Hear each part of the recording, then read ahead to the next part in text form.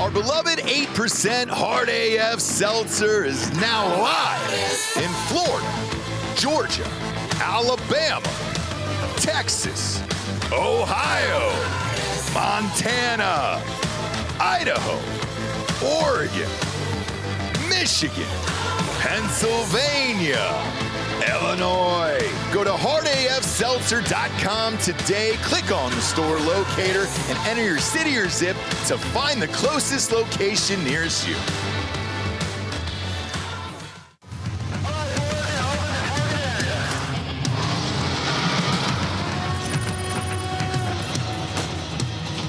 We are gold for energy.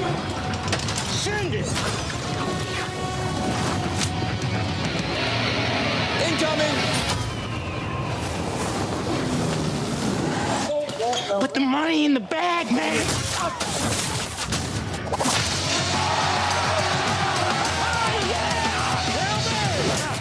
As I said, your paycheck is your thank you. What's going on back there? This is awesome!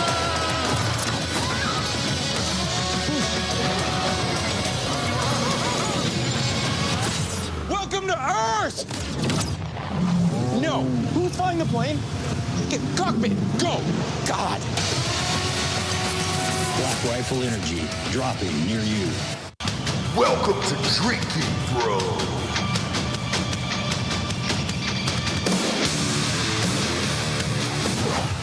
Yeah, welcome to the NFL 8-week prediction show brought to you by MyBookie.com. Promo code Drinkin' Bros doubles that first deposit all the way up to $1,000. Get off the couch and get into the action today with MyBookie.com. Bob, I'm going to need you to tell the audience about the rakebacks. I've been awful in the NFL, and I've been getting money back this year, and I cannot seem to pick a game for my life. Look, if you're having trouble with the NFL, makes sense. It's the most the sport that Vegas is the most dialed into by far. It's the most bet on sport. They know what they're doing, so it's a hard sport to bet. I know. And if you're having trouble on MyBookie.com and you're a regular player, that means you're in the MyBookie Plus rewards program. Doesn't cost any money. You don't even have to sign up. Just means you've been playing for a while. It's like a punch card.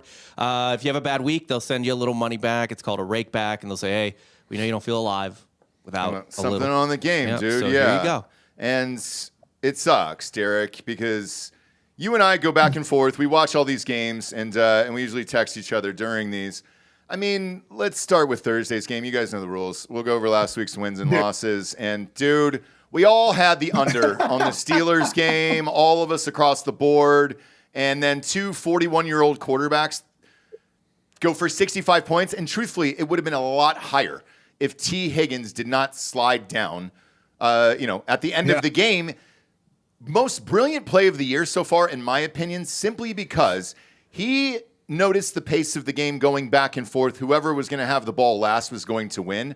I thought that was the smartest, best play he could have ever done. I'm not sure that his coach told him that, because I don't think their coach is that smart. It appeared as if he did it on his own. You practice those situations. So like you go over them a lot. You talk about like end of game situations, what to do in like certain scenarios. Every team that goes through those. So it's kind of, it's whether or not the player remembers to do that or not. Because what happens is in that moment, are they going to be selfish or are they going to try to win the game? Because it would have been better for his stats to go score. Yes. But they might have lost the game if he scored. I think they would have lost the game. I truly believe it, because both defenses were so horrific and they weren't playing. But the only thing that I kept thinking of, Derek, and is some of the stories you've told me over the years, where some of these contracts are tied to touchdown receptions and all that other shit. So like, they all are. All of them have that. Every contract that you see, unless it's a rookie deal, has some kind of incentive tied to it. So for T. Higgins, if he's a touchdown short on the year, can he go into ownership and say, hey, I did this for the team so we could win. Can you give me the fucking bonus? So they'll usually make it right. Denver did it. They made it right with me because Vaughn and I made a side deal that I would help him get, if I helped him get more than 7 sacks. It was 2018, I believe. Yep. And I helped him get, I think I was responsible for like 10 of his sacks that season. Holy shit. You know, like going out of the way, like to pull guards out of the way for him and let him wrap around and like running games for him specifically to get the sack. And then Denver made it right with me. Oh, that's great. Because it was because for an interior guy, usually they put the cap at like 6. Once you get over 6, it's like a lot of times an extra $1 million. I didn't get an extra $1 million or anything, but they made it right. Okay, that's awesome, man. But watching Flacco doing what he's doing right now is unbelievably impressive because he hasn't had this playbook for more than 8-9 days tops. 10 days total. He'd been there. Holy shit! And right. He's throwing the same. I don't know if he's throwing the same play over and over again to Jamar Chase, that little 10-yard out towards the sidelines. He did it. Yeah, why wouldn't you? 4 plays in a fucking row, and they could not stop it. It's just like when you're playing somebody in Mortal Kombat back in the day. If you can't stop it, don't get fucking mad. I agree, man. I've never seen anything like it. Jamar Chase had 16 receptions in this game for 161 yards and a TD. If you were going up against him in fantasy, chances are you lost on Thursday nights. For the Steelers, though, what happened to their defense, man? I mean, this was a team that was built on defense, and they kind of were dinking and dunking with Rodgers. Now he had to throw the entire game, and it was fun to watch. It was a blast of a game. But what happened to their fucking defense? Well, it's not. It's the fact that it's not what happened to their defense. It's how good of a player T. Higgins and Jamar Chase are. They're so good that they don't have anybody to stop them. You don't have 2 guys that can, like, Ramsey can't guard both of them at the same time. So one of those guys is going to be open. Yeah, and I guess you know how hard it is to cover those 10-yard outs? I do. Little 10-yard outs? Like, because you have the threat of the deep ball. You have the threat of the go route. So he's threatening that go route and sticking his fucking foot in the ground and coming back to it. Like, as a defensive back, you can't touch him at all. You have to, like, that's a 10-yard catch every time with a player like him.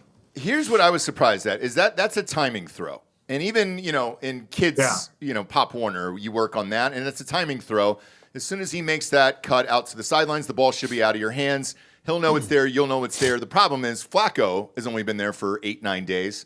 I was shocked. I was stunned at their timing. He's been doing this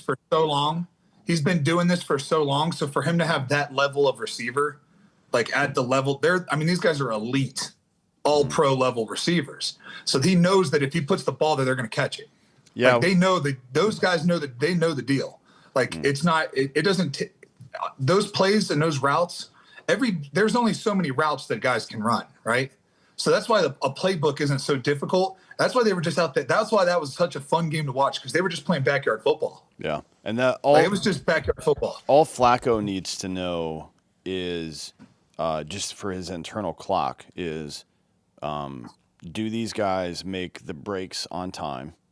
Meaning, do they get from yard 0 to yards 5, 7, 10 plus on time, or do I need to adjust for that? And then how sharp is the break, right? Mm-hmm. For a guy like Flacco who's been playing quarterback for 25 years now since he was in high school, right? Yeah. He's one of the guys that's good at that. That's what he needs to know. And if you have 2 elite 2 elite route runners like that, it definitely simplifies your contribution. You just have to put the ball in the window and on time and let those 2 dudes do the fucking work. Yeah. To be honest, which is like, that's why when Flacco first went over there, it was like, okay. I mean, okay, we'll see. Because that's something that he's good at. And then you put him with those 2 receivers, like, all right, cool, man. If they had a solid running game over there right now, they would probably be a playoff team with Joe Flacco as the starter. To be honest, I don't know if they are now, but we'll see. They're 3-4. If they can just get to Burrow, that's what I'm saying. Even if Burrow doesn't come back, I know they would still have a shot because Flacco plays the kind of football required for that constructed team to win. Yeah, it's impressive. So is Matthew Stafford. Look, I've been starting him in fantasy this year. Picked him up off the waiver wire. 5 touchdown passes against the Jaguars on the road. Smashed their dicks in right there. That's a dangerous team in the NFC right now, and it seems like they're really starting to click. They're 5-2. The Rams look really, really fucking good. Kyron Williams still only getting 12 carries. I think if they give him more carries, because he's a great player, He had 12 for 54 in this game. Typically, most starters have 20 carries in a game. This could be a dangerous team down the stretch. I was also impressed with Travis Hunter. They started implementing him into the offense more for Jacksonville. Went over 100 yards, 8 receptions, 1 TD there, and he's playing defense. Pretty fucking impressive to see. The Jaguars are the Jaguars. They've now lost 3 in a row, and I don't know what's going to happen this team. Believed in him early on. I don't think Trevor Lawrence is the guy. 23 of 48 suggests that he's not. Yeah, I mean, what are we 5 years into this 5 years in, right? This is his 5th year, right? Yep, and he just signed a brand new deal. So he should be like getting better, not getting worse. And I don't see him getting better. I don't see that out of him. Yeah, I agree. And I'm not really sure what they do there. They've been in London now fucking twice a year for the last 3 years. I know Khan doesn't give a fuck. Like, they're remodeling the stadium down there in Jacksonville, but for the right number, I think they would get out of there and go to London. I just don't know what that would do to the rest of the league, having to travel to London. Well, people have to go. They're doing it once a week now anyways. So it seems like they're doing it once a week. Do you just move Jacksonville there and then have them be the London team? You have to find a way to get, because here's the problem. What if there's like flight issues, right? Yeah.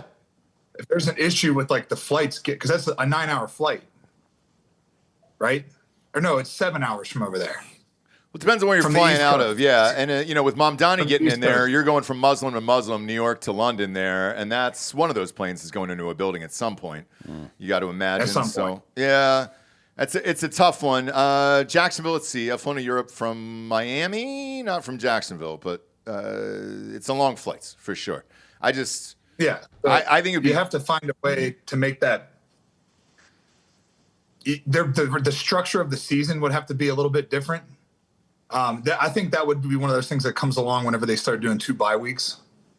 Okay. You know what I mean? Because then you could really but whose division are they going to be in? That's the thing, because then you automatically have to fly to London because these dickheads are in your division. Yeah, you got to fly to London once a year, every year, and that's that could be good for the NFL, because now you're going to like really establish yourself in Europe and become a worldwide. Because if you ever want to compete with soccer, you have to get into Europe. Like, you have to. Well, it's interesting. Dan said this the other day on the show, and I agree with him. Europeans will never actually play football. No, they do. No, they do. They're just too small, man. Body structure-wise, all that other shit. Germans. There's a bunch of big-ass Germans and a bunch of big-ass. They play rugby and they play soccer. They're not going to play American football. There's no chance of that. I don't think so either. But also not necessary, right? Yeah. Like, the vast majority of people who are fans of sports don't play the sport in any meaningful way, and that will always be the case. So that's not a big deal at all. Yeah, I mean, think about, but they might play Little League. Maybe, yeah, but even in high school, even stuff then, like that. I mean, they're creating all these portals now. Like there's the international portal now for all these players to get into football in these other countries. They do it in Australia, they do it in Africa, they do it in Germany, and they do it all over the place. So it is actually, and they do it in Mexico. I think they do it in Japan as well. So it's like starting to pick up. But again, I mean, how do you compete with soccer? Like, that's what they all look up. Even the ones that play football, they still love rugby and soccer. Yeah. Like, they still love that. They just weren't good enough to play that, and they're just big bodied, so they play football. Yeah, that's all it is. But I'm curious to see what happens with this team here over the years, because they're still not drawing fans down there in Jacksonville. Next up, Saints versus Bears. There's no reason to talk about this game ever. Same with the Dolphins, Browns. Although I wanted to ask you this, Derek, with McDaniel, Dan and I talked about this yesterday on Monday Morning Recap. I would like to see him go and coach college. He's clearly probably going to be out of there at Miami at the end of the season. I would love to see McDaniel coach college kids. I think they would buy into this system. And it appears that every fucking presser, he's just so miserable coaching these rich assholes who don't give a fuck about the team. And he's tired of answering the Tua questions and all that other shit. I think he'd be great at a university. Yeah, but here's the problem, dude. These fucking college kids are just as bad. Oh, because now that they're getting money? Yeah, they're just as bad. Like, they're signing 1-year deals. 1-year deals. Yeah. For $3.5 million. And he's never fucking stepped foot on it against anybody good. He's played against a bunch of turds in high school. He's never played against anybody good, but you're going to give that kid $3.5 million. He's going to have a brand new car. He's living in a house better, a nicer place than you are. And you're supposed to be able to tell him what to do.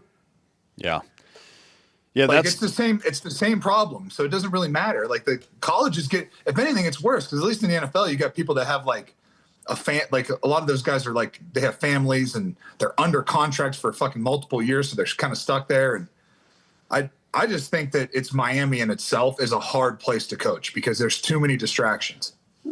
Yeah, I do too. And there's not a fan base that really cares. I mean, we went over the Miami-Florida game on Friday night. Tickets were $9. Nobody showed up, and then they ended up getting beat by Louisville, and that was the number 2 team in the nation, allegedly. And boom, they're gone. And they're back down to 9, and then they can't get anybody to Dolphins games either. We know because we did a deal with the Marlins, and they were averaging, 10, 12,000 people a game down there? I think it was 11 and a half, something like that. Yeah. Now, it worked out for us because the president of Total Wine was at the opening night that Dan pitched, which was great, and we got a massive deal out of it. But, yeah, it's impossible. If you can't build a stadium in the middle of Little Havana and get Cubans and Latinx people to actually go to a fucking baseball game, sorry about it. You're not going to flourish. Next up is Patriots-Titans.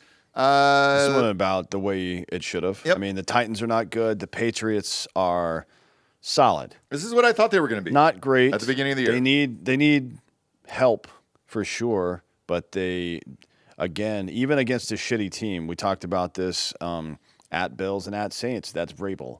Going on the road and fucking spanking somebody, that's Mike Vrabel. That's leadership. That's where it comes from. Yep. And now you've got some elements. Now, they lost the first game of the season to the Raiders, who we know are terrible and are way worse than the Patriots. That was a preseason game. The real situation here is that if you move that Raiders game up to now, the Patriots are 6-1, or if you just remove it because it was a preseason game, they're 5-1 right now. It's a very good team, very competitive. They've got they play the Browns and the Falcons. Those are they're two gonna win. legitimate chances to win those games. They'll win both those games. The Falcons at home, so they have a better chance than not to win that game. You're talking about a 7-2 Patriots team, then going at Buccaneers, and we'll see who's on the field for them by then. You have no idea. You know what I mean? Because they're having all sorts of issues, and then they have Jets, and then at Bengals. That could be tough, depending on how things go by then, and then Giants. So it's like these guys. Jesus Christ. They've got 5 wins right now. 7, 8. It could be 9-2. 9, 10. I've got them at minimum 10 wins right now. And we picked if not 11 or 12. We said that during the pre-prediction show for the NFL. It didn't start great. Well, it's one thing to predict it. It's another thing for Mike Vrabel and the boys to handle business. They definitely need, let's be real. At this point in his career, Stephon Diggs is very good, not a number 1. I don't think. That's why he's, had to leave 2 organizations in the last 3 years. And that and the whining and stuff. But Hunter Henry's good. Austin Hooper's a good backup at tight end. Ramondre Stevenson and Travion Henderson are good running backs. They're serviceable guys, and they're bruisers, which is what the Patriots like. But they need receivers. Yes. They've take the next step. Needed receivers. They need receiver. Well, now they don't have Tom Brady. They need good receivers. They need a number 1. That's really all they need. The rest of these guys will fucking fall into line if they get a number 1, no matter who it is. Stephon Diggs is technically a number 1 still. Technically. He's at the last 3 out of the last 4 games over 100 yards. He had 7 receptions in this game. Not terrible. No, not terrible, but I mean, you want even if you're Stephon Diggs, even if you're Stephon Diggs, you want a T. Higgins, or you want another guy who's a 1A, 1B, right? Right. If you're that guy, because that's going to open up even more. Stephon Diggs is on pace for 1,100 yards this year. If he had another receiver next to him, ironically, that was as good as him or better, he would be on pace for 1,300 or 1,400 yards, right? I mean, the Patriots are a year away and 1 roster move away from being, from probably having the advantage on Buffalo. because they're in that division. Because the Buffalo's window is closing. Yeah, it's closing. They're getting older. Some players are going to move around, and maybe they reload, maybe they figure it out. But the Patriots are young, and also their defense is better than the Bills, and their coach is great. The coach is better. Great. Let's be real about that, right? So the Patriots are this close to being annoying cunts again. That's what I'm really saying. I know. I saw Portnoy's thing over the weekend where he's like, "Oh, the Patriots are back," and I was like, God damn it. That's what I hated picking about them, where I was just like, I knew they had a good team. And I knew that they would come back. And yeah, I agree with you. I think it's 2 years away. If they get the right pieces, they could actually win a fucking championship. So it doesn't bother me, though, because this is a whole new iteration of Patriots. You know what I mean? And I really not that I didn't like Belichick. I didn't like Belichick there. I didn't. And I hated Brady. I thought Belichick's press conferences were so funny. Because all they wanted him to do was answer a fucking question. He was like, "Nah." It was like getting you to smile. Yeah, I'm not doing that. He's like, "So tell me about what happened in the fourth quarter." He's like, "Yeah, we snapped the ball and threw passes." Yep. And they're like, "Thanks, Bill. You're making our job so much easier, you motherfucker." But to me, Vrabel is he's a great coach. From 3 or 4 or 5 years from now, we're going to be saying he's the best coach in football, I think. Could be. That's what I think. He's always missed the talent in Titans. He took the Titans to a shit ton of playoffs with nobody. He took the Titans to the playoffs with Tannehill. I know, over and over and over again. I think it was 3 out of 5 years or 2 out of 4 or something like that. It's like, dude, that's an accomplishment in its own right. Yeah, he's a very good coach. We're going to be talking a lot of stuff about him in the weeks, months, years to come. I'll date myself on this one, Derek, but I went to college with Vrabel. And we were in really? We got in a fight at a fraternity, and I watched him beat the piss out of like 15 people. I've never seen anything like it, dude. I was in awe at one point. Like, I'd taken care of my dude, so it was fine. I just stood back and watched like a fan. I was like, oh my God, dude. I mean, it was old school too. He grabbed a guy by his belt, like on the back, and just chucked him like he was a fucking midget against a Velcro dartboard in Wolf of Wall Street. And I was like, I mean, the strength on that guy was fucking insane. And I was like, Jesus Christ, man. Yeah, he was massive fucking dude. His players love him. The people that play for him, they love him. Everybody loves him. We all loved him in Ohio State. Like, we loved him. Like, yes, he's just that dude. But it is football and football only. I don't think he gives a fuck about anything that's going on in the outside world. I'd be shocked. No. If he watched anything other than football or football reruns or film or anything in his real life, I'd be stunned. Yeah. I don't think you could probably ask him one word about geopolitics or anything else and he wouldn't know. But he can tell you every single second of film from probably every single team. Yeah. He's a football guy through and through. Speaking of that, we can briefly chat about Chiefs, Raiders. Chiefs playing this well. fucked me though, Derek. Like, this was the rivalry, and I took it, and I had a 13-point teaser, and I lost 0 points out of the fucking Raiders, dude, for a rivalry game. Come on, man. It's not good for the NFL for a Las Vegas team to suck. Mm-hmm. No, it's not good. And their ticket prices are high as shit because everybody who comes in there wants to go to a game. It's a beautiful stadium. Yeah, the stadium's sweet, so everybody wants to go there, but. I mean, think about the Knights, right? Like the Golden Knights, It's a blast. Have you been to a Knights game? No, but I heard it's awesome. It's the best. It's the fucking best. So, I mean, it would be good for the NFL for that team to be good. So they need to figure that out. And I think that probably begins with ownership. They need to let Tom Brady. Tom Brady just needs to be the one running the show. I know, and get him off of TV because he sucks at that job. Like, and just let him go. He's no good. I know he's not good at it. No, and he knows, by the way, and you can tell on his face that he's like, oh shit. He's hearing the chirping and the comments and everything else, and it's just. And it's my other issue. So I was watching the NBA on NBC last night with Michael. Michael Jordan's now a part of their broadcast. And you can tell it's like, man, those guys were just built to play or run an organization. Well, not Jordan, but to help out in some facility and not be commentators where it's like, man, you could tell that Brady just hates his fucking team when he's sitting there watching him in the booth. Like, he hates it. Oh, yeah, he hates him. Next up was Eagles Vikings. This was the easiest call of the week. This was 1.5 spread. I bet $500. This is my only win in the NFL. I bet $500 on this. Congratulations. Eagles were able to turn it around. Jalen Hurts, very efficient, 19 of 23. It looks like maybe they listen to our show because they listen to our notes and let him throw the fucking ball. So good for him. And he had 3 touchdowns there, too, in 326. Yeah. Well, that's his best outputs of the year. That's the other thing that I was going to mention about this, because you said Vrabel probably only watches football. And anytime – so A.J. Brown tweeted yesterday something about they use me, but they don't use me. Mm-hmm.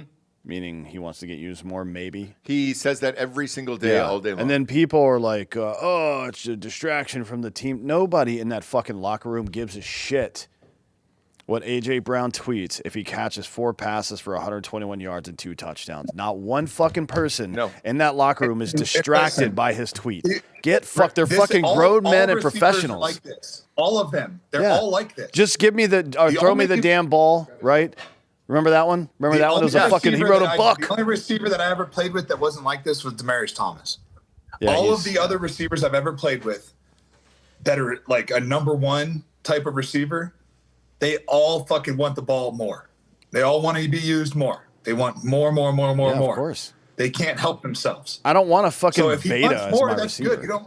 You don't want some fucking guy that doesn't want the ball. Yeah, it's like, if at the end of the game a guy catches 10 passes for 4 touchdowns, and the reporter says, I mean, it would be weird for him to say this, but if the reporter says, hey, do you think you could have done more out, or would you have liked to gotten the ball more? The answer should be yes, no matter how many fucking passes and touchdowns you caught. If anybody on that team is a fucking selfish A-type, it needs to be the receiver. It has to be. Yeah. Yep. We'll skip the next game because there's no point. Panthers versus Jets. This was 13-6. Fields is getting benched. The coach just got fired there. Panthers are quietly 4-3. I guess congratulations. But look, winning 13-6 against the Jets ain't great. They're not doing shit this year. Let's talk about the game of the year here that you were at. This was fucking out of control. I took the Giants plus the points in this one because they were getting a lot of fucking points, and it came true. So full disclosure on my end, because you and I were texting back and forth. I took this out of the quad. I did not watch the fourth quarter because they were down by like fucking 20 points. So I was like, cool, man. I got fantasy football players in this other fucking game. I did not know the score of this until the night game, late that night at halftime. What the fuck happened? The Broncos scored 33 points in 1 quarter. What happened? Jackson Dart threw an interception, and the Broncos just said, fuck it. And they just went on a roll. Like, they could not be stopped. And the refs did everything they could to make New York win that game. There was pass interference call after pass interference call, bullshit call. And then on the last drive, we were up. On the last drive, Jackson Dart threw 2 interceptions, but our fucking DBs were out there being selfish, trying to, racing to the ball to get them. And they fucking ran into each other twice on picks. And then they ended up getting down there and scoring a touchdown. But they missed the extra point. Right. But here's the thing. 46 points in an NFL quarter, I don't think that I've ever seen in my entire life. And they left 30 seconds on the fucking board. All right. There's a penalty. There's an off. We throw. Our offense goes out there, throws a first down, and then we hurry up and run up there to snap it and spike it. And one of our defensive linemen didn't cross the ball, so there's a fucking penalty. So we get some more yards there. Then he throws an out route to Cortland Sutton, and then boom, puts us in field goal range. Goes out. We stop the clock with 2 seconds left, and Will Lutz goes out there and fucking chip shots one, and they win the game. And then Drake Greenlaw gets fucking suspended in his first game back for threatening a ref's life. Hey, look, man, that ref shouldn't have been standing there, to be frank. He deserved that, in my opinion. But even Surtain, after the game, I was in the presser, said, I lost hope. I ain't going to lie. I lost hope. And then they came back and did that. I was stunned at the outcome of this game. Denver is now quietly 5-2, and I say quietly because they win every game by, it seems like, 1 point now, and it's usually late. This was one of those. This was such a cool game because, first of all, the whole Super Bowl 50 team was there. There was 172 alumni. Holy at this shit! Game. That's dope. Yeah, almost everybody from the Super Bowl 50 team was there, and then we got to honor DT and put him in the Ring of Fame. Yep. And spend time. We got to spend like 3 days with each other. Like, we all got to hang out and we all got to sit in a suite and watch the game, and we were talking so much shit the whole game. You should have heard Akib was up there going crazy. He's like, he's trash. He was going nuts, man. He was so pissed off. Guys were like, man, I flew all the way in here for this bullshit. Oh, dude. Akib, so we sat with back. We started freaking out. And I don't know if you saw my Instagram, there's a video of whenever they kicked the field goal, and we were all just like, fuck yes. It was so awesome. But it was such a good weekend, for the organization. And, the funny thing, how we're always talking about ownership and how important that is? Yeah. We just kept talking about how much we wished that we had this ownership group when we were here, because the Walton Penner group, like what they're doing to optimize winning over everything, they put winning over everything. Can you help us win football games? That's all that matters. And it's just incredible to see. They're building a new stadium. They're putting players in position. They're helping players advance their lives off the field. We just didn't have that. We had a trust. We didn't have an ownership group. Yeah. We just had a trust. Do you remember? So we didn't have an owner. When we interviewed Bill Foley, the owner of the Vegas Golden Knights. Yeah. So Bill Foley was an Air Force JAG officer, got out of the military, somehow convinced his parents to take out a second mortgage on every fucking property they owned. Took all of his money, got a $4 million loan, and bought Fidelity Insurance, which you may have heard of. Yeah, right? It's a small company. He bought Fidelity Insurance for like $6 million back in the early 80s. And one of the first things he did was start doing exactly what the fuck you're talking about. For the employees, and this is something that Silicon Valley would go on to replicate in almost all of their campuses out in Silicon Valley, childcare, and he would pay companies to come in and wash everybody's car during the day while they were working, pay for people's haircuts, all this other shit, because when employees didn't have to worry about what was going on after work, they would do their fucking job better. Yeah. You know what I mean? You think that doesn't apply to fucking professional athletes? Come on, man. Guys who, by the way, like all the stuff that's going on. More than anybody. Yeah. Like that was the problem. Like Baltimore did it great. Baltimore, it was during COVID, so we didn't get to like really experience it as a family. But everybody that I know that was there was like, dude, they do everything Buscemi does everything he can. I think that's his last name. You're Steve good. Buscemi. Yeah, Steve Buscemi, the actor. That's not but it's the same guy that. It's not the same guy, but it's the same. We'll just say that Steve Buscemi is the actor owns the fucking I play team. Defensive line, all right? You can't expect me to remember names. No, I don't. Maybe it was Bichetti. I can't remember. Do you remember? I can't fucking It might have been anyways, Stone Cold Steve Austin. We have no idea, Derek, and there's no way to fact check you on that. So yeah. But anyways, they do that.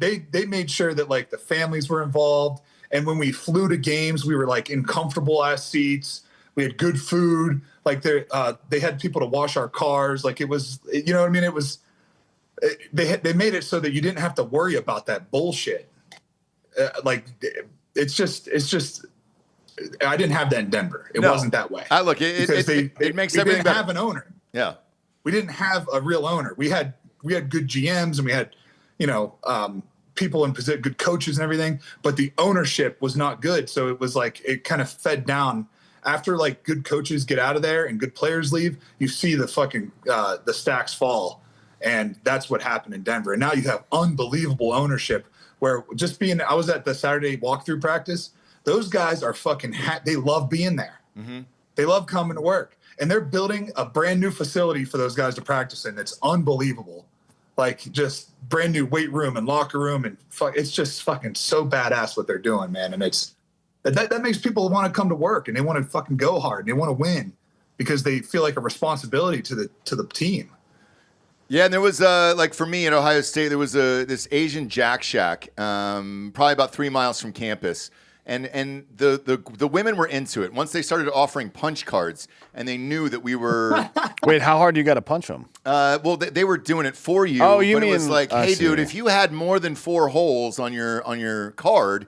You got to pick the women, and like they were excited, we were excited, and that organization thrived over there for years and years and years, right off of Indianola Avenue. Whoever's been there, beautiful place, and then they added showers and everything. It was a great experience all the way around. A sauna afterwards, and I understand what you're talking about. totally different level, obviously. But I take those places seriously as well. Shout out to rubandtugmaps.com.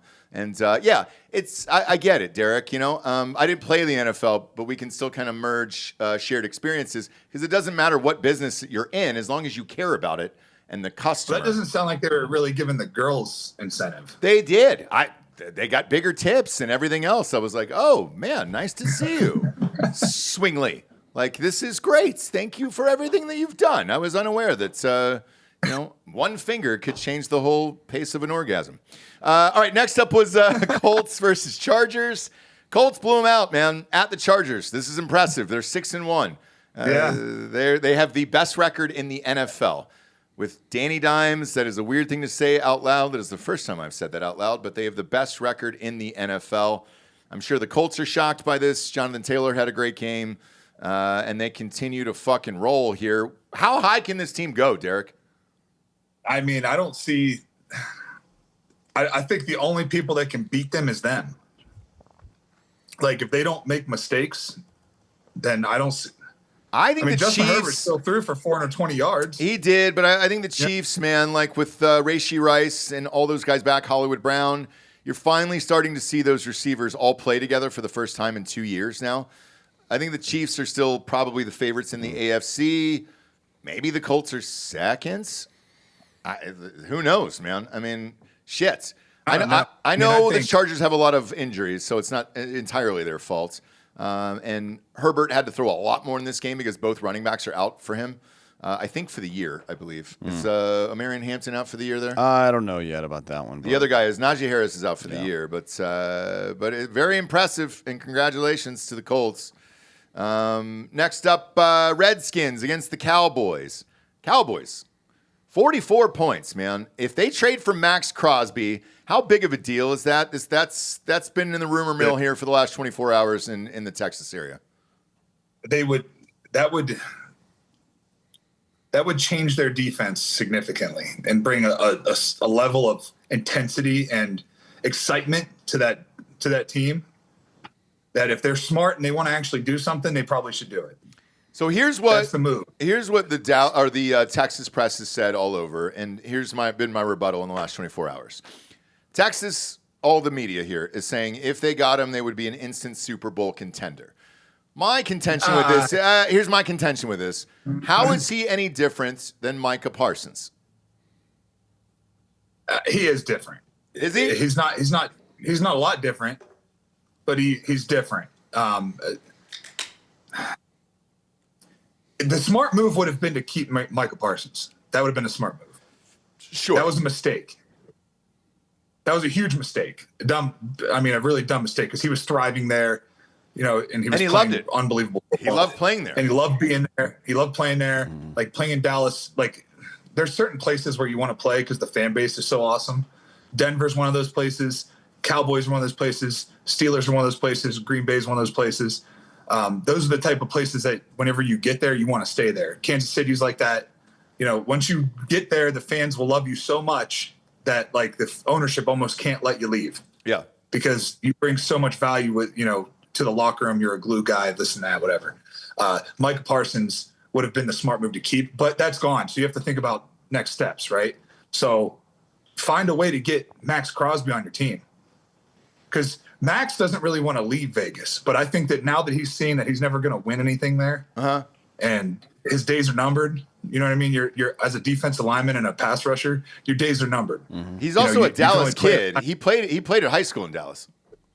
Yeah, that's what I'm saying. Like he would be going back home. This is a perfect fit for him.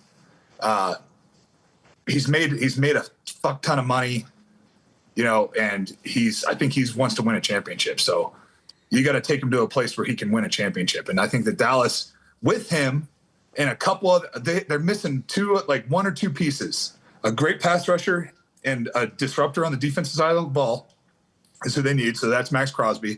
And I think their run game could get a little bit better.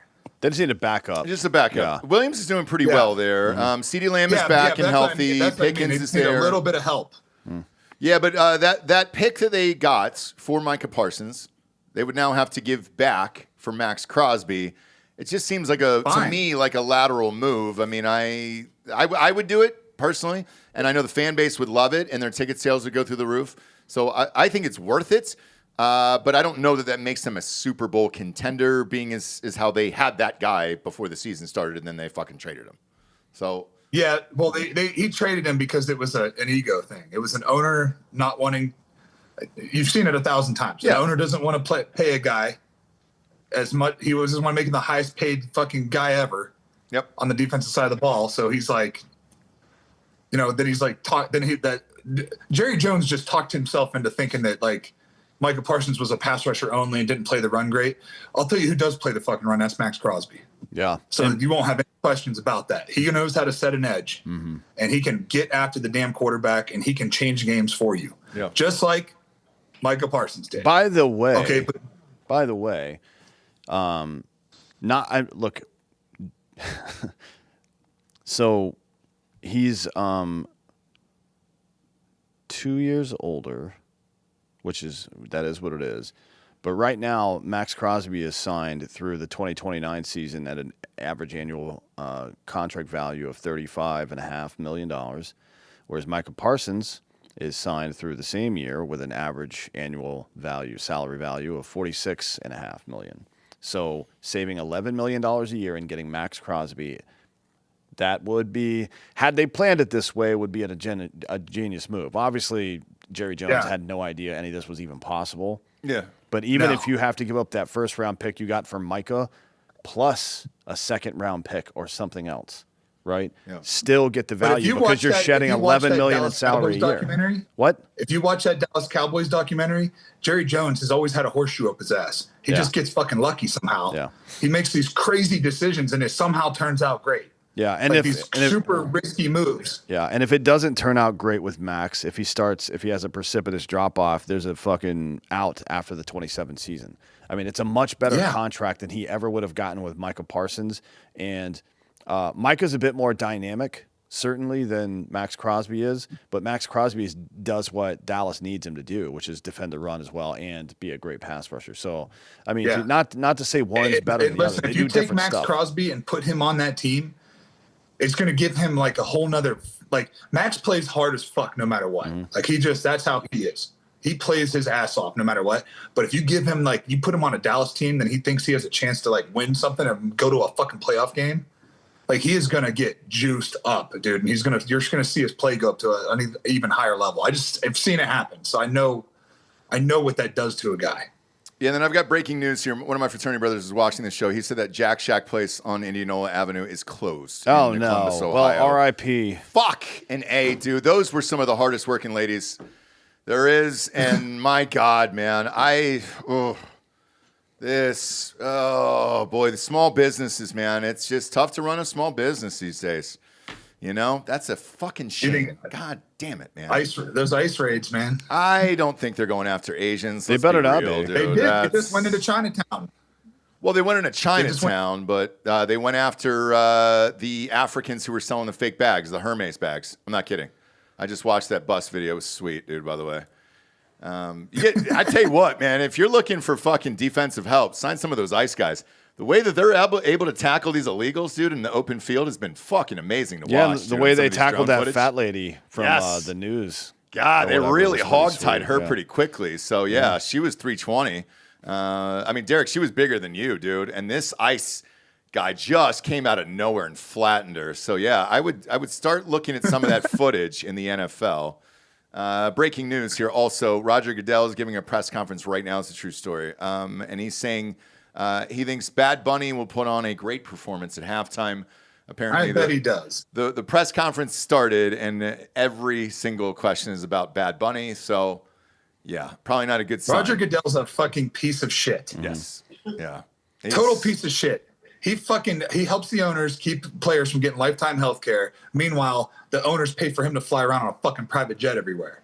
You piece of shit. And you get $50 million a year. 60 now, Fuck Derek. that guy. 60. He gets $60 million a year. And it's because the ratings are so high, it's just going to keep going up. His contract is tied to ratings.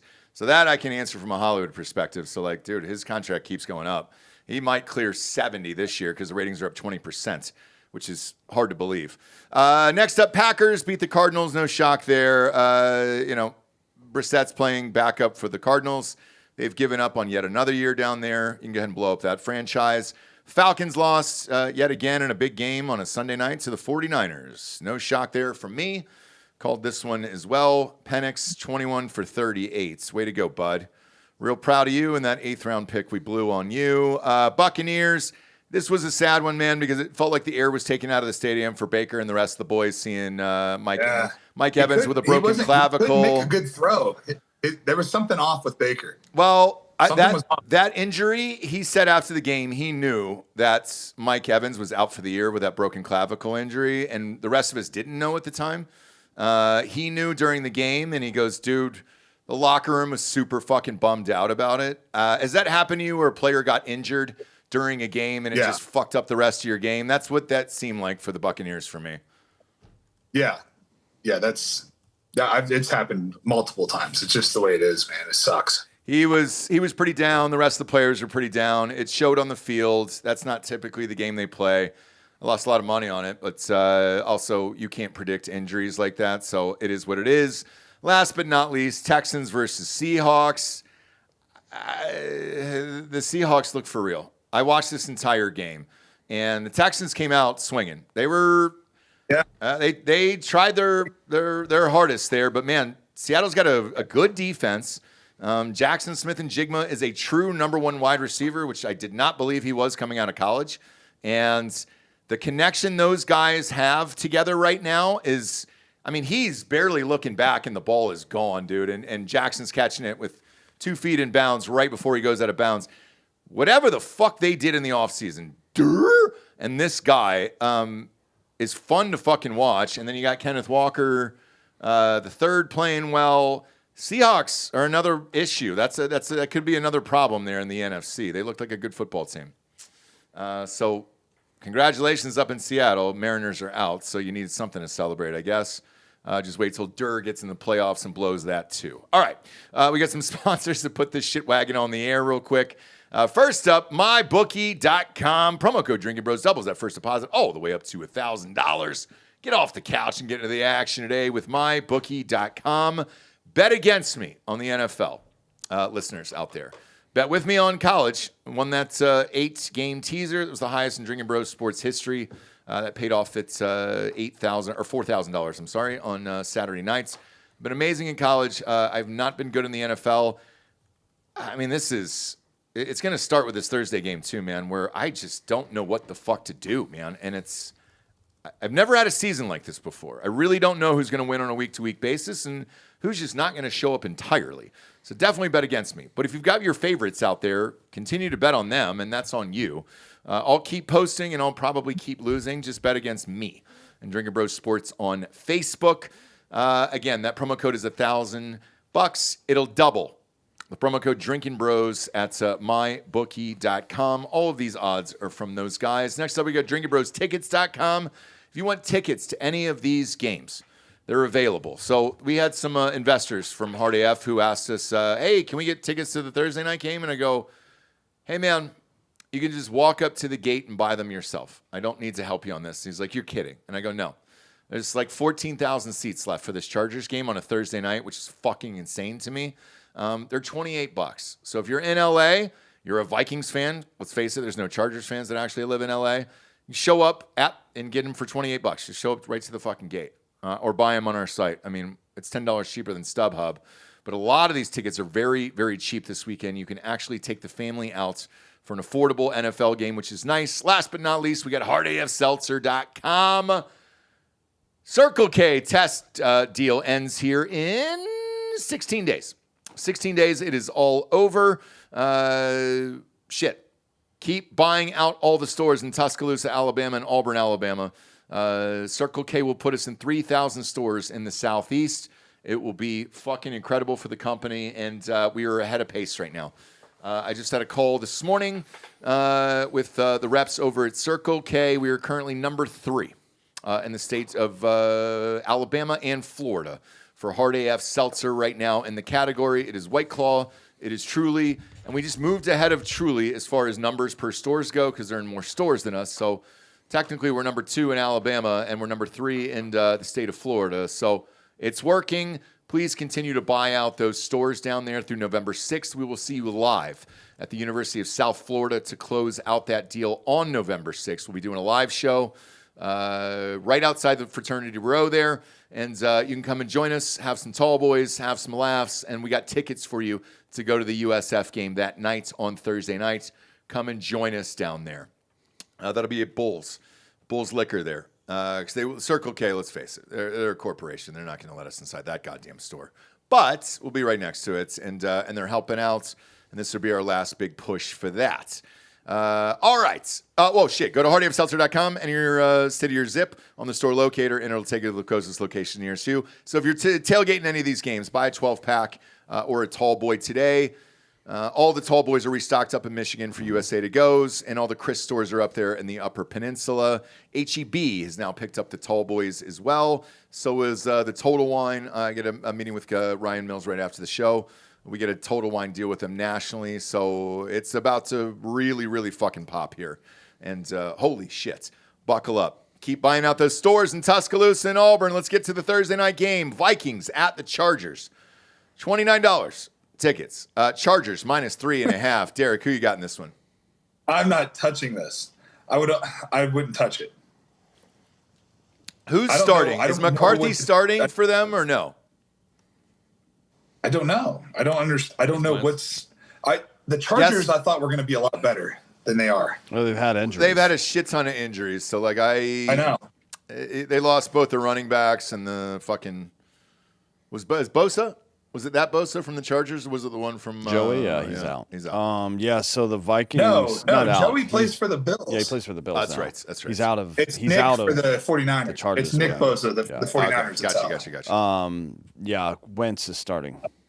Wentz is starting there? Mm-hmm. Okay.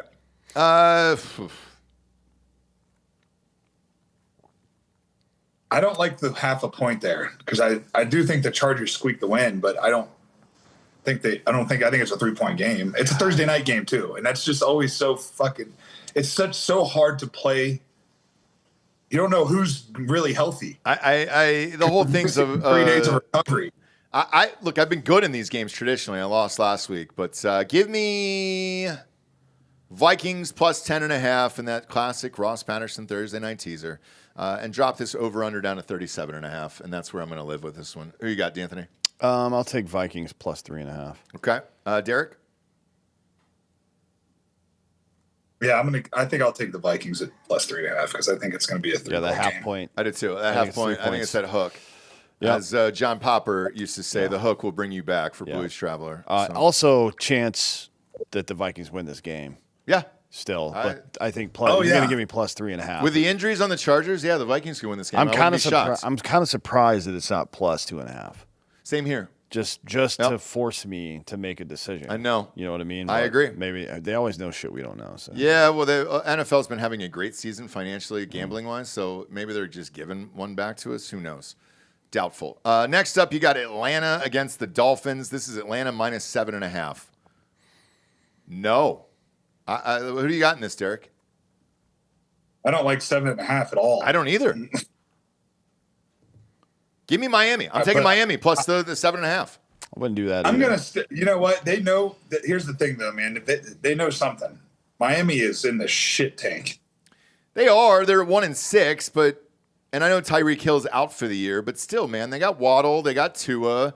You know, the coach was going after Tua a little bit in the presser because I think he knows he's going to get fired at the end of the season. So maybe Tua shows up in this. It's that half a point that gets me. So give me the Dolphins in this one. I don't believe in the Falcons at all. I think the Falcons play. They're like an every other week team. They play good in every other game. I hate them. I like they're my favorite team, and I hate them with a passion. And yeah, I hate. At least you're not a Jets. At least you're not a Jets fan. Well, it's not too much better, to be honest with you. I hate the ownership. I hate the head coach. I think Atlanta's the GM. defense can handle Miami. I think Atlanta's defense can handle Miami, and I'm taking Atlanta. Okay. Penix has 5 touchdowns on the year and 3 interceptions. I mean, they have their running back is unbelievable. Bijan Robinson is the best in the league right now because Saquon is kind of fallen off, but he also had a million carries the last few years. Yeah. So, who you got in this one, D'Anthony? No. Okay. Smart. No, I don't. Smart. I get it. It's two shit teams. Yep. Why would you? Why would you waste money? Same with this next game, Jets at Bengals. Bob, is it 988? Is that the suicide hotline again? Yeah. Okay. What do you mean? The Bengals are back. Are you going for 6.5 though Dude, for I'm Flacco? Going, yes. All right. Dude, Joe Flacco is dishing. He's just going to dish those receivers. The Jets aren't good enough to stop that. It doesn't matter. I don't think they are either. Fields is probably benched. Who's their backup? I think it's Tyrod Taylor, maybe. Tyrod Taylor, who didn't look terrible. He looked terrible. I mean, it's Tyrod Taylor versus Joe Flacco. Do you really want to put all your money on that in real life? I don't want to put any of my money. I don't either. But I think the Bengals at 6.5. You know what's wild is I think they'll win this game, and I think they'll be 4-4 with Burrow being out until December, and that trade is looking real goddamn good with Flacco now at this point. I'm going to take Bengals 6.5. Oh, look at that! Because I kind of want to watch this game for Flacco. Just to see if.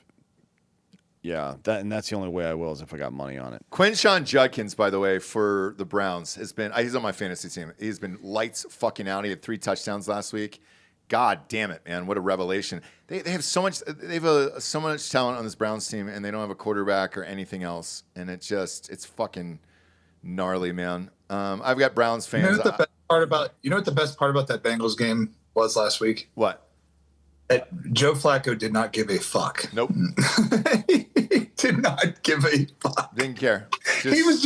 They won and he just sat there. Yep. He was just like, yeah, whatever. He could have been in a fucking porta-john in the middle of Topeka, Kansas, dude. Like that's the same look he had on the bench. It was like, well, here we are. Next up is Giants versus Eagles. This is a fun game because it's -7.5. Giants have played great ever since the creatine Caucasians got into the game here. I know they gave up 33 in the fourth quarter here, but shit, man, 7.5. What do you think? I'll take the Giants. I am too. Yeah. I'm going to take the Giants only because they're half a point. Yeah, I think the Eagles win this game. I think plus 7.5 Giants. Yeah. And the Giants just beat the shit out of the Eagles. What, 2 weeks ago? Mm-hmm. The Giants are a good football team, really good football team. They should have won the game last. They should be. Yes. They had us fucking dogs. And he threw an interception, and then Denver got it woke him up somehow, and they just fucking turned it on. So I don't know how that happened. What happened is when you have a team that gets a spark like that, and then you have another team who's like been winning the whole game, they get lulled to sleep. Mm-hmm. That's what happened. Yeah. They got lulled to sleep, and they just kind of got complacent in the fourth quarter. Like, we got this fucking thing tied up. There's no way they're going to win. Yeah. Well, they had like a 99.8% probability of winning the game in the fourth quarter. Yeah, it was left balloons. Yeah, so I don't think the Giants. I think that was just a freak fucking thing that happened, and the Giants are still a really good football team. And Jackson Dart showed that he took responsibility. He's like, you can't do that. You can't throw a fucking interception and give them life. You got to keep your foot on their neck. Like that's the NFL is that way. You got to keep your foot on their neck. I've been up 21-0 on Tom Brady going into the third quarter and got fucking beat. So yeah. He learned a lesson, and it's a fun game. Shit, tickets are $300 for this goddamn game in the last row. That's rare for Giants game. And I know it's at Philly, but still. Next up is Bills at Panthers. All right, Bills have been on a slide here. They looked like dog shit the last couple weeks. This is Bills -7.5. God, there's a lot of 7.5 spreads this week here. And Carolina is quietly 4-3, and they're doing shit here. Bills got fucking hammered, man, and I lost a lot of money on that game last week. It was against the Falcons, and it just or the week before because they had a bye. But man, I don't know what has happened to this Bills team. Did they turn this around? Who you got in this one? I'll take the Bills coming off a bye. Okay, rested up, feeling good. They're gonna be full energy. But yeah, I think I'll take the Bills. All right, D'Anthony, who you got? Panthers are, let's see, 7th in rush defense. Okay. it's going to be a problem for the Bills because my boy James back there has been given a lot of relief to the Bills' offense, James Cook, and I don't think it's going to happen this week. You don't think they cover the 7.5? No. Yeah, I don't either. I'm going to take Carolina plus the 7.5 as well, and it's that hook that's going to get me there. I think the Bills win the game. The bye, telling you, coming off a bye. I think they win. I think the Bills win the game. I just don't know that they win big or bigly. I think they win by 13 points. One would think, but this is the highest price I've seen for Panthers tickets in a long time. $181 for the last row in that stadium. That is extremely rare for Charlotte. So the fans seem to be getting behind this team at least a little bit, and that's rare. Or is it just that Bills fans are traveling? Could be, and it could be Bills fans traveling. Next up is Bears at the Ravens. Is Lamar Jackson back, Bob, or is he still out? Let me check. Because right now this is Baltimore minus 6.5. That leads me to believe that Lamar Jackson's playing. Right now he's listed as questionable, but he was at practice today, which he hasn't been recently. So. Okay, they're 1-5. Can they turn this on and change their season? Well, look, Harbaugh took all the fun shit out of the locker room. Ping pong's gone, video games are gone, basketball hoops gone, everything's gone. They're fucking locked in. But I don't know, man. The injuries that they have on defense, like their entire fucking starting defense is hurt. Yep. So I don't know. I'm not touching this because they could fucking turn it on and play and keep it a close game. I mean, I don't know why Baltimore's 6.5. I don't know why. Because Lamar Jackson's going to play. The only thing I can think of is that Lamar is going to play. Yeah, if Lamar is going to play, then I'll take Baltimore. Same, but check back in with us on Drinkin' Bros Sports because I want to make sure that he's playing before I bet this fucking game. It appears as Vegas has already made up their mind that he's going to play at minus 6.5. Otherwise, the Bears would probably be favored in this fucking game. Next up is 49ers at the Texans. However, the Texans are favored minus 1.5, which is odd. Texans defense is good. You saw it last week. They didn't win the game, but the defense up until late especially played well. I mean, they really handled the Seattle run game very well. Yeah. And the 49ers need that run game to be successful with all the injuries they have. I think this is perfect where it is. Yeah. Okay. But who do you take in this one? I think that it's tough because the Texans are going to win by 1. You know what I mean? So there's nothing good here. This would be a good one to throw into a teaser and cross a 0, though, because the Texans, I think, will win this game. I think the 49ers will win this game. The Texans, something's off. And Nico Collins wasn't playing. I think he had a concussion. I don't know what his status is for this week. But he's battling protocol right now. It's TBD if he makes it back or not. Okay. Give me the 49ers in this. They're 5-2, man, and they just find a way to win somehow. And it doesn't matter who the quarterback is or anything else. McCaffrey's back. He's having a great fucking season. Jesus Christ. 53 receptions for 500 yards and 3 touchdowns out of this guy. He crossed 1,000 for the year already. In total yards, and he's at 6 TDs. So give me the 49ers in this one. Derek, who you got? Yeah, I'll take the 49ers. Okay. Next up, we got Buccaneers at the Saints. This is Tampa Bay minus 4.5. D'Anthony, who you got in this one? Oh, boy. I probably won't bet this. The Bucs are too fucked up, and they'll probably win by 3. Derek, who you got? I'm with Dan.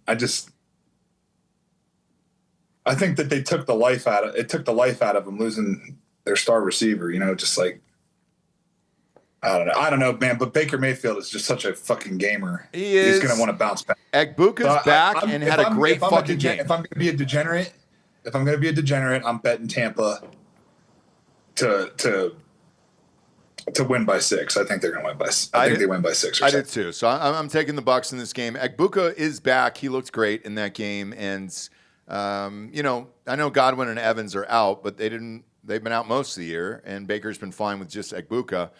The other 2 guys that are filling in for them aren't terrible. I think it was just the shock of seeing homeboy break his fucking shoulder on the field. I think they shaked it off this week. I think they beat the Saints, and I think they go to 6-2. Next up, Cowboys at the Broncos. Damn it, man. This is going to be a fucking game. Tickets, last row in the stadium are $300 in Denver. Shit. This is Denver minus 3.5. Who you got, Derek? I'll take Denver. I didn't even need to ask. I knew you were going to take Denver. I knew you were going to take Denver in this one. Over under is 51.5. Our defense is going to fucking shut Dak Prescott down, dude. We've notoriously been good at shutting him down. Pickens and CeeDee Lamb. Dude, we got fucking dogs in the secondary. Are you kidding me? All right. We're leading the league in sacks. We're going to rush the fuck out of him. He's not going to have a long time to throw. Who you got, D'Anthony? Yeah, I got the Broncos. Okay. I'm taking the Cowboys in this game.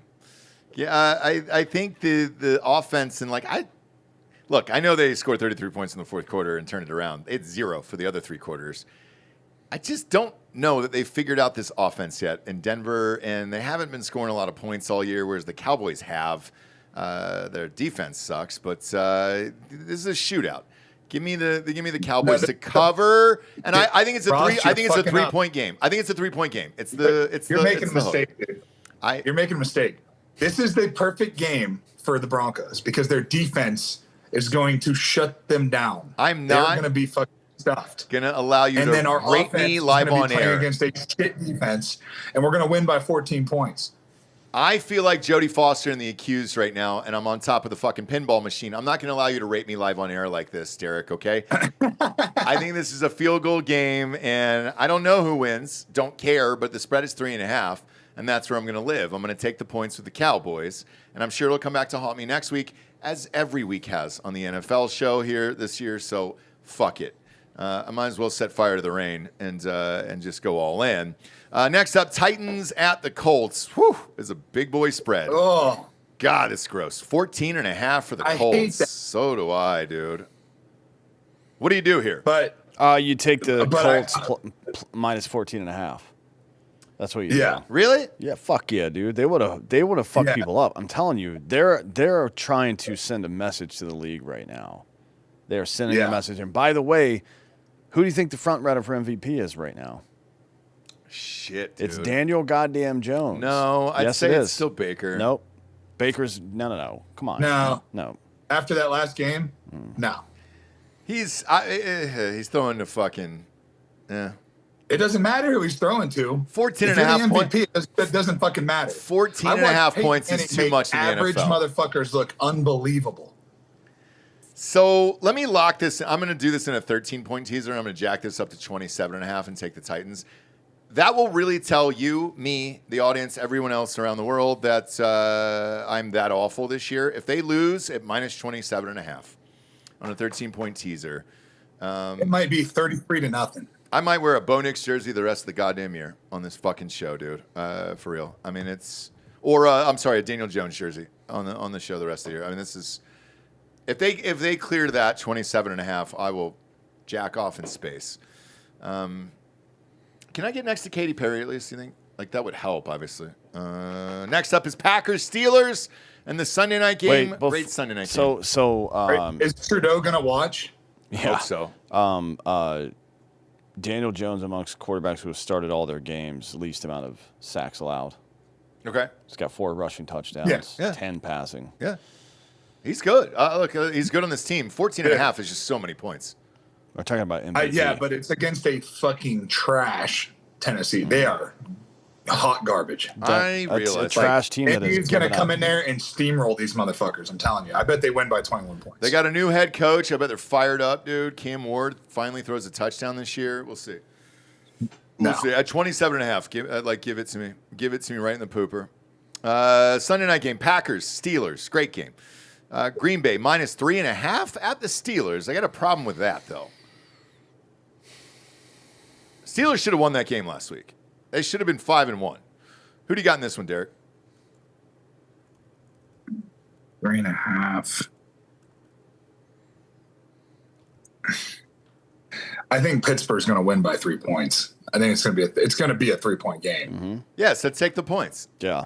Just take them for free. Take the points for free. I agree. Yeah. I think Pittsburgh wins this game. I think Pittsburgh wins the game too. So I'm taking the 3.5. Give me Pittsburgh plus 3.5. I'm all in. And yeah, it was a freak game. Rodgers looked great. Everybody else looked great except for the defense. I think they figured it out this week.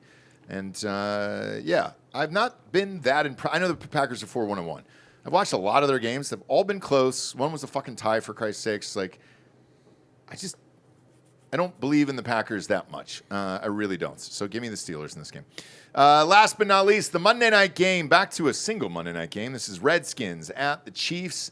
Chiefs minus 12.5. Holy shit. Oh, Is Daniels out? yeah. Oh, he is? Yeah, he is. Yeah, Mariota's playing. Oh, well, shit. There's your answer right there. Yeah. So, Oh, give me KC, then. Give me KC. yeah, I don't even know if the Redskins score in this game, to be honest with you. This could be another 31-0 game, same as last week for them. They look great. It's a Monday night game. Let's face it. Taylor Swift will be there, and Kelsey's seem to have turned it up. All these guys have turned it up, and yeah, I think we're going to start to see the Chiefs again. I think they'll roll. So yeah, I'm fine with this. Over under 47.5 is difficult for me because I don't know that the Redskins score without Daniels, and I think Scary Terry's out as well. Take the under. Yeah. I think that's a smart bet. So, yeah, give me both of those. Who you got, D'Anthony? No. Not touching this game? Nope. You're a Redskins fan. I am, but they're going to get their fucking shit pushed in. I just don't know if it's going to be by 12 and a half touchdowns or not. I mean, I don't know if the Chiefs, considering where they are, the fact they've had back-to-back games where the offense looked better, they're probably going to be trying things this week. Yeah, they could be. You know what I mean? And that's not the kind of game you want to give 2 scores to a fucking – it's still an NFL team, man. Yeah. No, And by the way, they're going to run a Mariota offense, which means designed runs. He's going to have probably 5 designed runs in this game, and it's just different, right? So I don't know where it's going to go. So I'm not – I don't think so because it's the same – they're going to run the same offense, Dan. They ran 3 design runs. They brought that. The last time Mariota came in, when he came in to replace Jaden Daniels this past week, he ran 3 designed runs. It was all option plays. He's old now. Yeah, but he's fast as fuck still. Is he? Did you watch any of that game? The back half of that game, he had 3 designed runs, and he's fucking fast as shit. So that's the only chance they have. I'm not saying they're going to do it because it's a good idea. That's the thing about a really good coach football team like the Chiefs are. That's not going to be a surprise to them. Oh, no, I don't think it's going to be a surprise to him. I just think it's going to change up the game a little bit. And those incompletions that he otherwise would have thrown, a couple of them are going to be first downs. And it's going to, at some point, that limits a possession or 2 away from the Chiefs, right? And again, I think the Chiefs, if they're smart, and Andy Reid is the best coach in NFL history as of this date, in my opinion, they're definitely going to be working out any kinks they see in their offense. This is a great week. This is better than a bye week. It's a scrimmage. It's better than a bye week. Yes, it's a scrimmage on live television. Especially because you've got Dan Quinn on the other side of the ball, who is a fucking smart dude, good coach, good defensive coach too. So you're going to get to test some stuff out against a team where there's some wiggle room, but also against good competition with a good coach, scheme-wise. What Derek's saying, both sides, these are 2 of the best DCs or defensive minds, I guess, in all of football right now. So it'll be this game probably will be fun to watch in spurts, but most of it I think is going to be boring. Yeah. Goodell, by the way, to finish off this presser here to wrap up the show, says Bad Bunny performs in Spanish and is expected to do so at the Super Bowl. We are confident it's going to be a great show. He understands the platform that he's on. I think it's going to be exciting and a united moment. Not a prayer on that last part there, but he's saying that there is no possibility they will reconsider, although there is petitions. Of course not. They're not going to reconsider. Why would they? I mean, they've made no effort at all to reach out to Middle America or whatever you want to call it that wants people to respect the flag. Wants people to lean away from all this fucking alphabet soup, gibberish, rainbow flag nonsense. They've made no effort to curtail any of that stuff. Of course they're leaning into this guy. He's not going to do shit. No, but... And he's not going to until you people stop watching football. Danica Patrick, also breaking news, donated $6 million to the alternate halftime show for TPUSA. Yeah, I don't know who the artist is. I don't either. Probably Big and Rich. I would like to see George Strait. George Strait was on that petition that 500,000 people signs of like, hey, do the halftime show. Because he fucking rocks, obviously. But I don't know who's going to be on that bill. If they would just fucking find a way to pay Creed, they would be successful. I don't. Creed is. They would take the paycheck. All right. I think Creed would do it for a lot less money than you think because that dude, fucking Scott. We spent half an hour with Scott one day before his show. He fucking loves America. Yeah.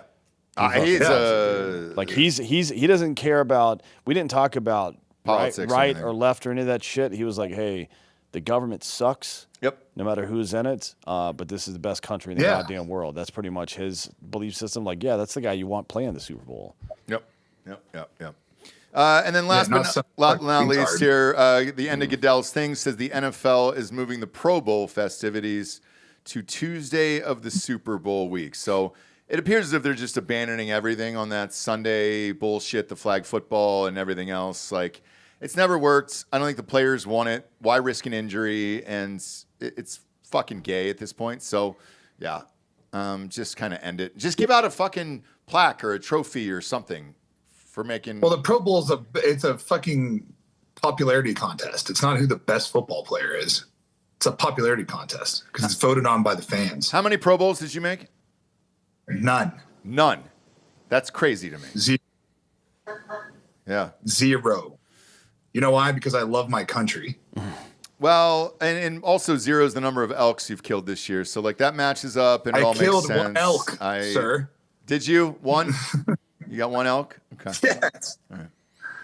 One tag, one elk. Bring it down to Texas for the Texas First and A&M Wait, game. how can you have 7 sacks and 35 combos in a season and not make the Pro Bowl? I know it's some of it's political, but what the fuck? Popularity contest. How's that possible? Who beats you? I was always the other thing is I was always listed as a D end. Okay, who beats you? So I had to compete against D end. So like Max Crosby and J.J. Watt, those guys. Okay, I understand that. But yeah, looking forward to this week. Justin Houston, fucking list goes on. Yeah, Jesus also suited up for one game. I remember he got. Yeah. Oh fuck, was it Anne Frank who played for the Jaguars one game? They kind of let her in there. It was a hologram Anne Frank, and I think she got the Pro Bowl over. Yeah, she kept fumbling though. She couldn't hold on to the ball. I know because of the hologram. Obviously, yeah. It's hard for a hologram to run up field. People don't realize that, and everybody talks about Anne Frank and the diary and the Nazis and all this stuff. Nobody talks about the fact that she was a hologram that kept fumbling and the social impact that created. Yeah. I'd love to see a team in Alabama called the fucking Kellers, dude, and it's just visors on everybody. Actually, it would be here everywhere. She's we've from got, Tecumseh, I know, Alabama. But we've got the biggest school for the deaf and blind in the country. That's right, the street here. Dude. I'm a big fan of this. Over off Lamar, I think is where it is. We used to hear fucking baseballs go whizzing by us all the time. That's a true story, Derek. The balls had a beep on them. They can't see. They can't see, so they got to hear the ball. I don't know what they do for the deaf kids. I guess they could see the ball, but the other kids can hear the ball. I played with a deaf kid in baseball, Flank. Frank was his name. We called him Flank, and that's what he called himself. But he was fine with it, you know. Only had 1-2 collisions in the outfield because he couldn't hear me calling him off. But we figured it out together, you know, and that's what America's all about, all right? It's helping deaf kids and blind kids get along and then just gambling on football together. Go to mybookie.com, enter that promo code Drinkin Bros to double that first deposits all the way up to $1,000. Their site does not have Braille on it yet. So if you are blind, kind of give that a few years, and I'm sure Steve Jobs or whoever the fucking robot is over there will figure that out. Go to Spotify, rate this show a 5-star. Video's up immediately. Quality over there is insane. It's all in 8K. And then go to iTunes, rate the show 5-star, and leave a quick review. All the advertisers care about. For Derek Wolfe, D'Anthony Hollaway, I'm Ross Patterson. This is the Week 8 NFL Prediction Show. Good night, everyone.